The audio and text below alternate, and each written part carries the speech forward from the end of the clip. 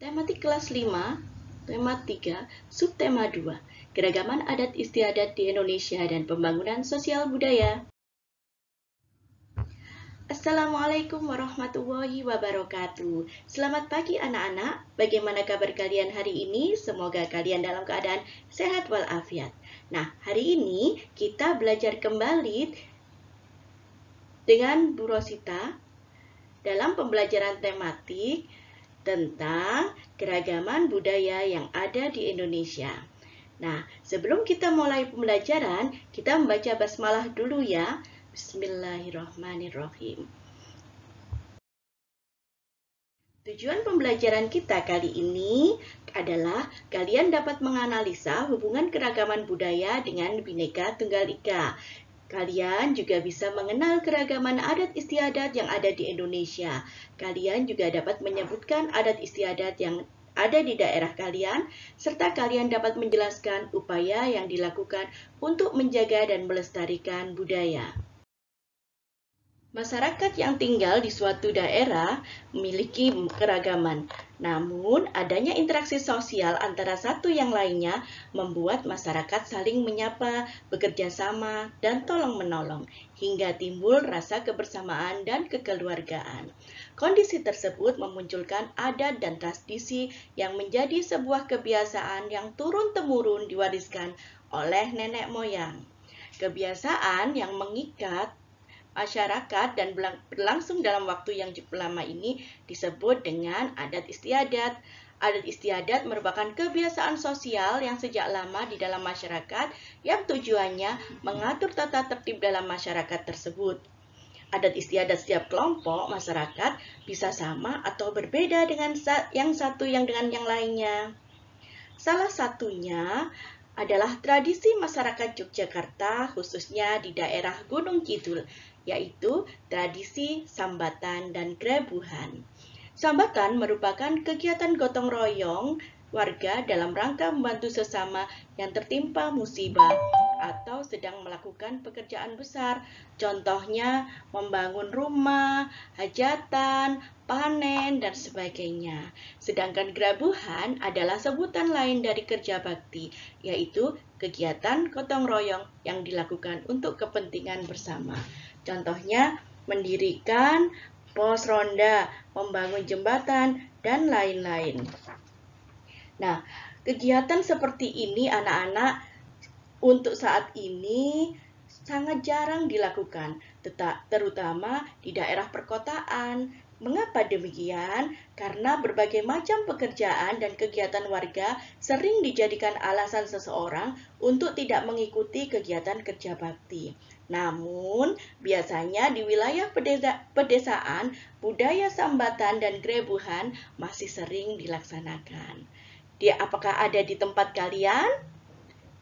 Nah, mungkin di tempat kalian juga banyak kegiatan untuk saling membantu antar warga. Berikut ini adalah beberapa contoh adat istiadat masyarakat Indonesia. Ternyata Indonesia ini kaya ya anak-anak ya. Setiap daerah memiliki tradisi dan budaya sendiri. Nah, contohnya ini. Contoh gambar yang pertama. Nah, gambar yang pertama ini adalah upacara atau tradisi Serentahun yang ada di Banten. Tradisi ini merupakan ungkapan rasa syukur kepada Tuhan atas hasil pertanian yang melimpah, seraya berharap hasil panen tahun depan akan meningkat. Sedangkan gambar yang kedua ini namanya Sisingaan. Nah, tradisi ini terdapat di daerah Subang, Jawa Barat, yaitu tradisi mengarah anak sehari sebelum dia dihitan dengan menaiki tandu berbentuk singa. Nah, berikut ini adalah upacara tradisi yang ada di daerah Jawa. Salah satunya adalah upacara ruatan, yaitu upacara adat Jawa yang dilakukan dengan tujuan meruat atau menyucikan seseorang dari segala kesialan, nasib buruk, dan sebagainya. Gambar yang kedua adalah upacara sekaten yang ada di Yogyakarta. Acara ini diselenggarakan sebagai tanda memperingati kelahiran Nabi Muhammad SAW yang diadakan setiap tanggal 5 bulan Maulud di alun-alun Yogyakarta, Surakarta, dan Cirebon. Sedangkan di daerah Jawa Timur ada upacara Kasodo. Kalian pasti tahu kan? Yaitu upacara Hari Raya Suku Tengger yang digelar setiap hari ke-14 bulan Kasodo dalam penanggalan Jawa. Bangsa Indonesia terdiri dari berbagai suku bangsa. Masing-masing suku bangsa memiliki budaya dan adat istiadat. Budaya dan adat istiadat antar suku bangsa bisa memiliki kesamaan dan juga bisa berbeda. Dengan perbedaan yang ada, maka keragaman adat dan budaya yang dimiliki bangsa Indonesia sangatlah tinggi. Keragaman suku bangsa dan budaya serta adat istiadat yang melekat harus dilindungi keberadaannya. Keragaman tersebut merupakan salah satu kekayaan bangsa yang sangat besar nilainya, dan untuk melindungi perbedaan yang ada, masyarakat Indonesia selalu berpegang teguh pada semboyan negara, yaitu Bhinneka Tunggal Ika. Nah, Bhinneka Tunggal Ika ini artinya adalah berbeda-beda tapi tetap satu juga. Dengan berpegang teguh pada semboyan Bhinneka Tunggal Ika, bangsa Indonesia akan berpandangan bahwa keragaman yang ada merupakan milik bangsa Indonesia, milik kita bersama dan menjadi kekayaan bangsa yang tak ternilai harganya. Oleh karena itu, setiap warga negara memiliki kewajiban untuk menjaga dan melestarikan kebudayaan daerahnya. Hal ini untuk menjaga persatuan dan kesatuan bangsa.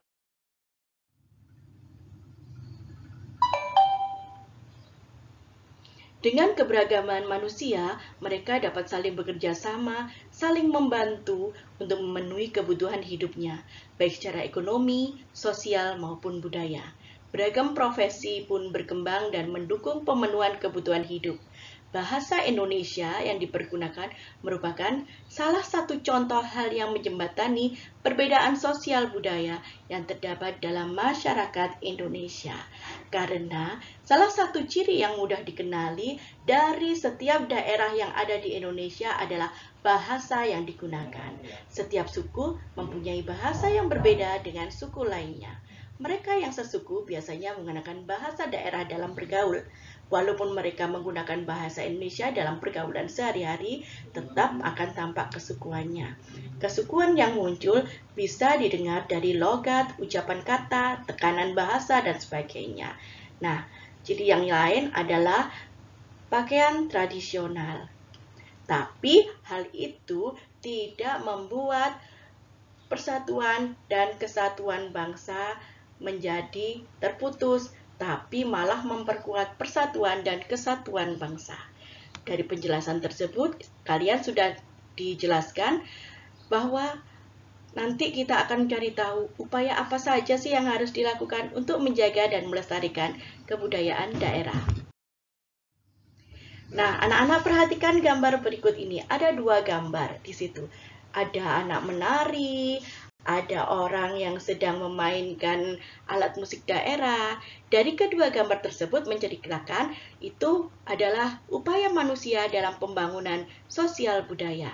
Mari Ibu jelaskan apa sih yang dimaksud dengan upaya pembangunan sosial budaya, tujuannya dan contohnya ya.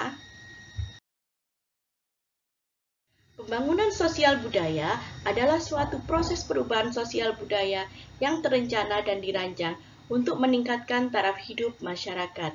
Pembangunan sosial budaya juga dilakukan untuk melengkapi pembangunan ekonomi. Tujuan pembangunan sosial budaya adalah membangun bangsa Indonesia menjadi negara yang maju dan modern tanpa kehilangan jati diri bangsa dan kebudayaan yang ada. Ada beberapa aktivitas yang mencerminkan upaya pembangunan sosial budaya, yaitu yang pertama, mempelajari kebudayaan daerah. Contohnya belajar membatik, menenun, menyulam, dan sebagainya. Yang kedua, menggunakan bahasa Indonesia saat berkomunikasi. Yang ketiga, melakukan pementasan tari daerah atau mengikuti festival budaya. Keempat, membentuk pola pikir generasi muda agar mencintai budaya daerahnya. Yang kelima, walaupun ada budaya-budaya asing, tapi kita tidak mudah terpengaruh budaya asing yang tidak sesuai dengan budaya Indonesia. Yang keenam, kita bisa melestarikan makanan tradisional. Nah, anak-anak, itu tadi penjelasan dari Bu Ita. Berikut ini kami berikan tugas ya. Silahkan untuk menjawab tugasnya di e-learning kalian. Oke, terima kasih. Itu saja penjelasan untuk hari ini. Semoga bermanfaat ya. Jangan lupa untuk selalu membaca buku kalian, menjaga kesehatan, dan menjalankan ibadah dengan baik. Terima kasih. Wassalamualaikum warahmatullahi wabarakatuh.